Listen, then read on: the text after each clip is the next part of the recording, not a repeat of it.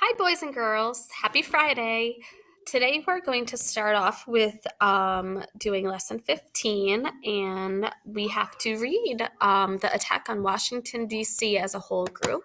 So why don't you get your readers? Wrong one. Why don't you get your readers out, the War of 1812 reader, and you could look at your table of contents that the attack on Washington, D.C. starts on page 46. So you can scroll on down and get there. And while you're finding that, I'm going to go over some vocabulary words with you that we need to know while we read this. So the first vocabulary word is the word capital. Notice this capital is spelt with an O-L, different than capital with an A-L. So Capitol with an O-L is the building in Washington, D.C., where Congress meets. So this one is the building, the actual building. Capitol with an A-L is your capital city. Like our capital in New York State is Albany. The capital of the United States of America is Washington, D.C. Those are ALs, those are places. The OL is the building, the actual building. We also have the phrase support the troops. That means to provide encouragement and sometimes food and supplies to soldiers. So when you support your troops, you encourage them and you give them food and supplies to soldiers. Macy, could you let the dog out? Defeat is the loss in a contest or battle. And you guys probably already knew that because you've probably played games and you've defeated people, defeated your opponent. Excuse me 1 second. Mickey, come on. Sorry about that. Okay, defeat. So when you beat someone. Panic is to suddenly become very scared. Some people panic before a test. Some people panic before a talent show. Some people panic when they have to speak in front of large groups of people. So, panic when you get very scared and nervous. To flee is to run away from danger. And then trunk. The word trunk in this story is referring to a large box or crate used to carry things. We use suitcases when we travel now. Back then, they used to use large trunks to carry their belongings in. So these are the vocabulary words that we're going to need to understand as we read this. I'll move myself back over. There we go. Okay, Chapter 5, The Attack on Washington, D.C. In August of 1814, President Madison was upset. 2 years had passed. The war was still going on. The U.S. Army had won some battles and it had lost some battles. The British had landed an army near Washington, D.C.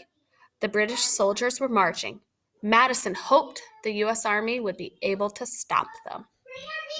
At the time, Washington, D.C. was a young town. Some buildings had just been finished, such as the Capitol. Others were not finished yet.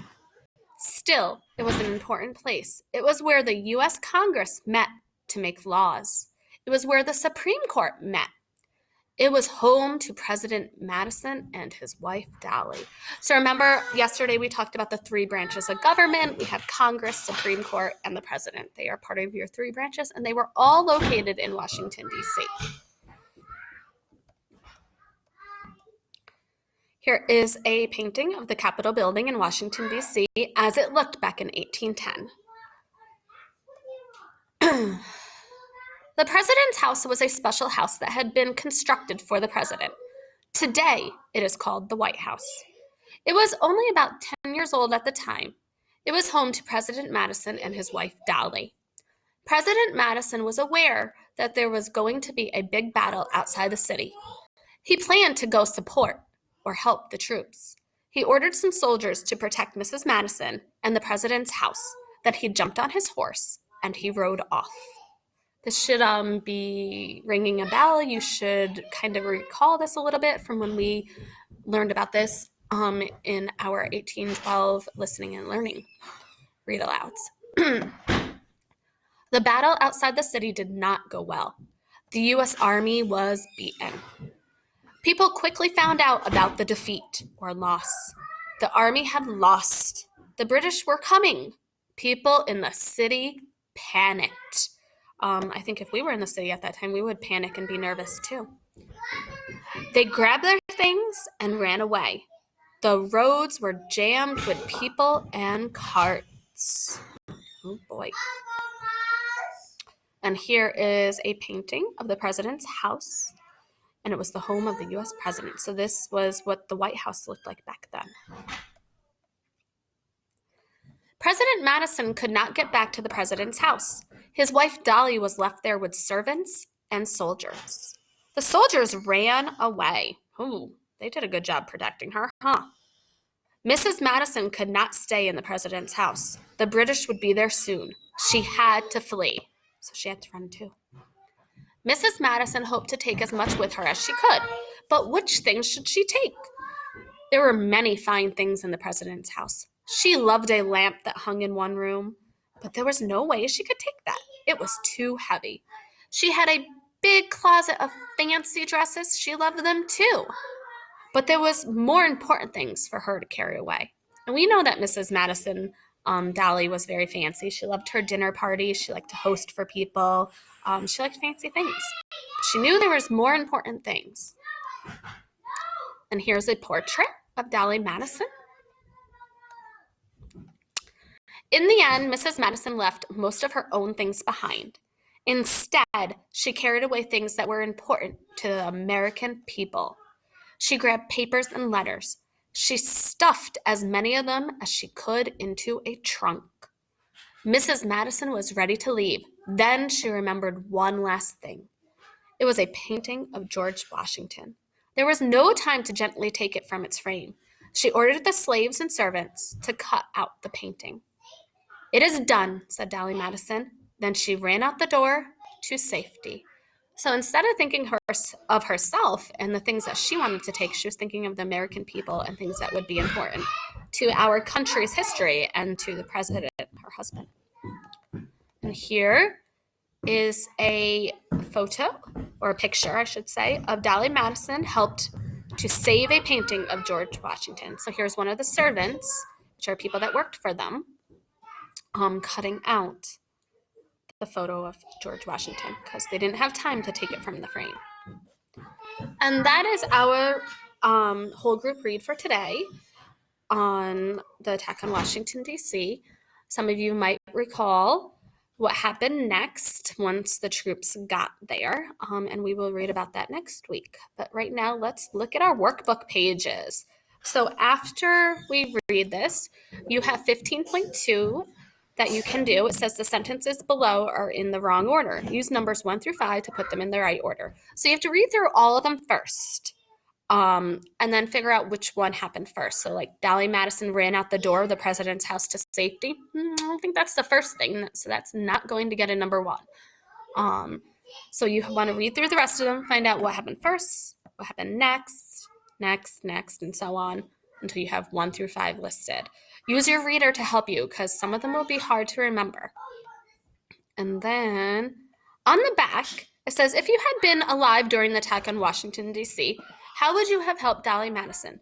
Use information from the chapter in your answer. So you want to use complete sentences. Use RAT when we do this. Restate the question, answer it, and use information from the chapters or text details to help you. So you would start off by saying, if I was alive during the attack on Washington, D.C., I would have helped Dolly Madison. Here's one way I would have helped Dolly Madison. I could have blah, blah, blah, blah, blah, blah, blah, blah. Okay? Think of how you could help her and try to write as much as you could. Then 15.3 is just a review on run-on sentences.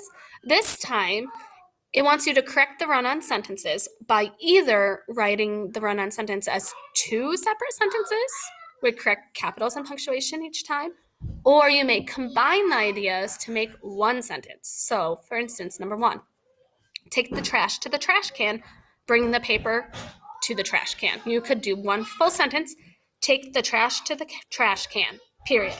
Start another one. Bring the paper to the trash can, period.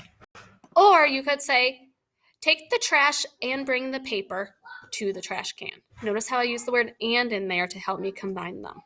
Number 2, the soup was hot, the soup was tasty. So you could do 2 separate sentences. The soup was hot, period. Number 2, the soup was tasty, period. Or you could say, the soup was hot and tasty, period. Simple, easy. Complete that, and that's it. The only one that you have to submit today is what I've told you in the previous video, was your spelling test. Okay, thanks guys. Have a great weekend.